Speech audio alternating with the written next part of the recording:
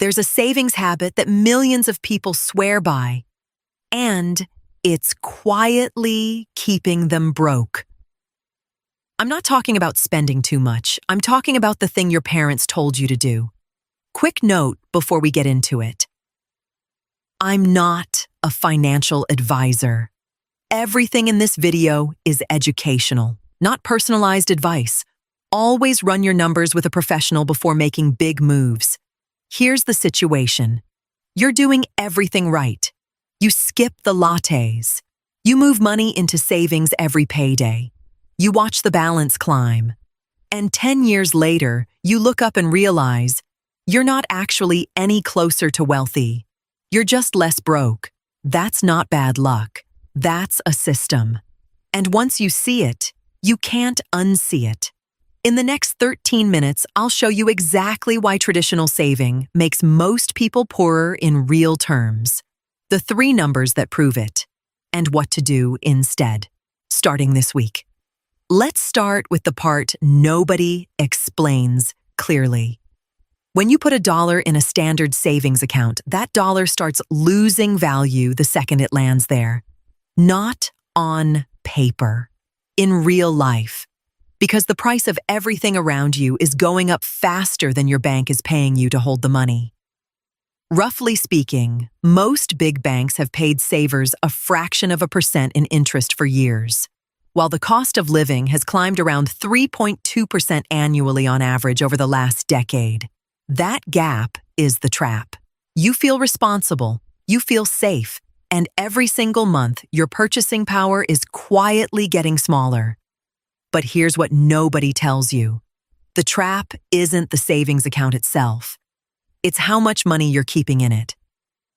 Let me show you what this actually looks like with a real person. Meet Marcus. He's 29. He's done what he was supposed to do. He has $15,000 sitting in a savings account at one of the big national banks. The interest rate on that account? 0.4% a year. Meanwhile, inflation has been running at roughly 3.2% a year on average over the past decade. Now here's where it gets uncomfortable. Fast forward 5 years. Marcus looks at his account and the balance reads $15,301. Looks like a win, right? The number went oopie. But what can that money actually buy? In real purchasing power, it's worth about $13,100 in today's terms. Marcus lost roughly $1,900 in real purchasing power. And here's the worst part. He never saw a withdrawal. The bank didn't take it. Inflation did. Quietly. Month after month. He did everything right by the old rules, and the old rules quietly cost him a vacation, a car repair fund, or 2 months of rent. That's not a saving habit. That's a slow leak.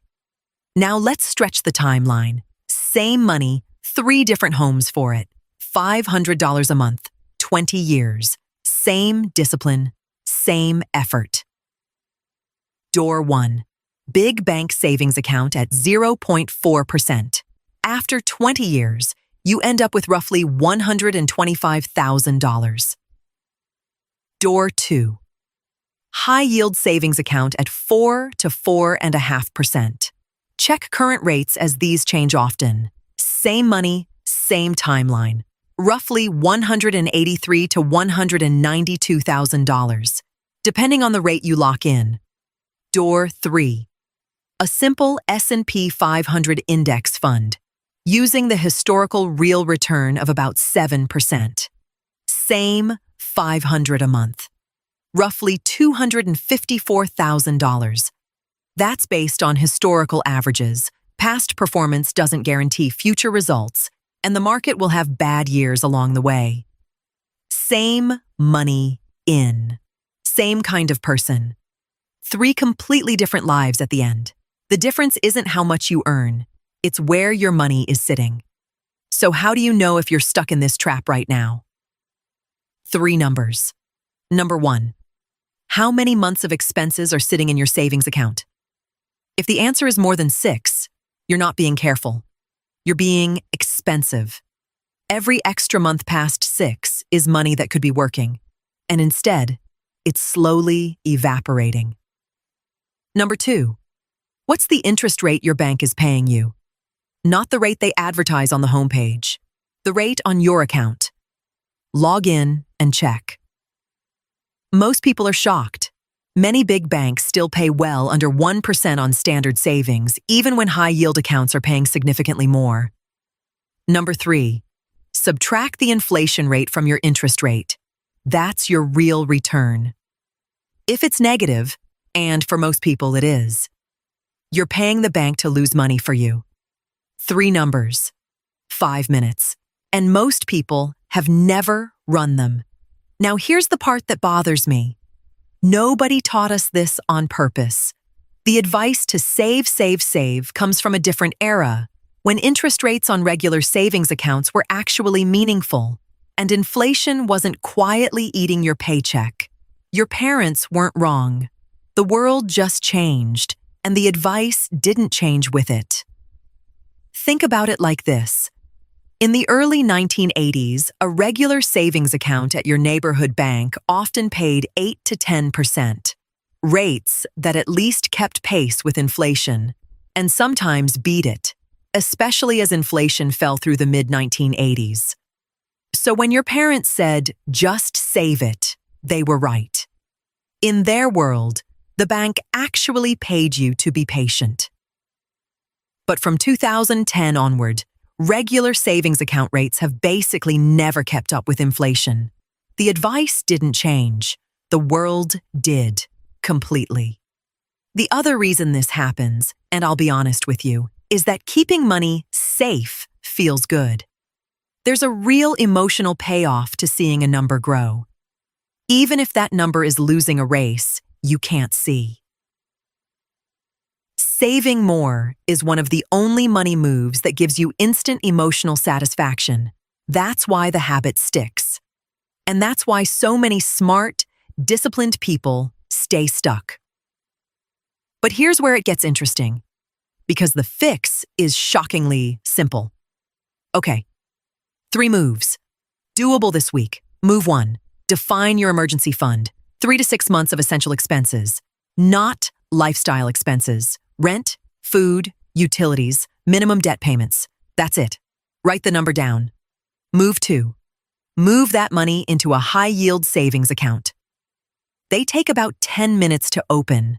Many currently pay several times what big banks pay on standard accounts. Same FDIC protection. Dramatically better real return. Move 3, and this is the one most people skip. Take everything above your emergency fund number and put it to work. Index funds, retirement accounts, whatever fits your situation and risk tolerance. That excess cash in your checking and savings, that's not safety. That's drag. Real wealth gets built when your money is doing more than just sitting still. And again, this isn't personalized advice. Talk to a fiduciary. Run the math on your situation. Make sure you're comfortable with the risk. But the framework? The framework is a reasonable starting point for most people to consider. Now, I can already hear 3 objections coming. Let me answer them straight up. Objection 1. But Emma, what if the market crashes? Great question. That is exactly why you have an emergency fund. 3 to 6 months of expenses in a high-yield savings account. That's your shock absorber. The money above that line, that's money you don't need in the next 5 to 10 years. A bad year in the market doesn't matter when your timeline is a decade. Objection 2. But I need my money accessible. A high-yield savings account is accessible. Most let you transfer money out in 1 to 3 business days. We're not talking about locking your money in a vault for 10 years. We're talking about moving it from a bucket that loses to a bucket that grows. Objection 3. But I don't know how to invest. You don't have to. An index fund doesn't ask you to pick stocks, time the market, or read company reports. It's 3 steps and 20 minutes. Open the account, pick a broad index fund, set up automatic deposits. Done. The "I don't know enough" feeling is the most expensive feeling in personal finance. Here's what I want you to take away from this video. Saving is not the same as building wealth. They're different skills. Saving protects you from going backward. Investing moves you forward. Confuse the two, and you spend a decade running in place. Remember that bathtub from earlier? The one overflowing with cash past the 6-month line? Drain it. Use it. Put it where it can actually grow. The people who quietly build wealth aren't the ones with the biggest savings accounts. They're the ones who figured out early exactly how much safe money they actually need and refuse to keep a dollar more. Okay, let me make this real. Let's fast forward 10 years and look at the same person. 2 different versions. Path A. Marcus is now 39. He never changed a thing. He still has about $18,000 sitting in that same savings account at 0.4%. On paper, the account looks safe. The number even went up a little. But the real purchasing power of that $18,000? Closer to $13,000 in today's money. He worked 10 more years. He stayed disciplined. And his money just stood still while everything around him got more expensive. Now, Path B. Same Marcus, same age, same starting point, except he watched this video and made one decision that week. He moved $9,000 into a high-yield savings account. That's his 6-month emergency fund, earning around 4%. Then, he took the remaining $6,000 and put it into a broad index fund. Set it. Left it alone. 10 years later, that $6,000 has grown to roughly $11,800, using the historical 7% real return. His emergency fund? Still there. Still $9,000. Still earning interest that roughly keeps up with inflation. Add it up. Path B.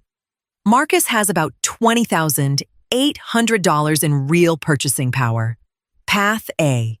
Marcus has about $13,000, same person, same income, same starting cash. That's a $7,800 gap from one decision made in 1 week, 10 years ago. That's not the difference between rich and poor. That's the difference between the person who acts this week and the person who doesn't. If this changed how you're thinking about your savings account, hit subscribe. Pre-monetization channel, real human making these. Every sub genuinely matters and helps me keep going. Next week, I'm breaking down the investing advice that sounds smart, gets repeated everywhere, and quietly destroys long-term returns. If today's video hit, next week's is the natural follow-up. You won't want to miss it. And one favor, tell me in the comments. How many months of expenses are sitting in your savings right now? No judgment. I'm just curious how many of us were stuck in the same trap. See you next week.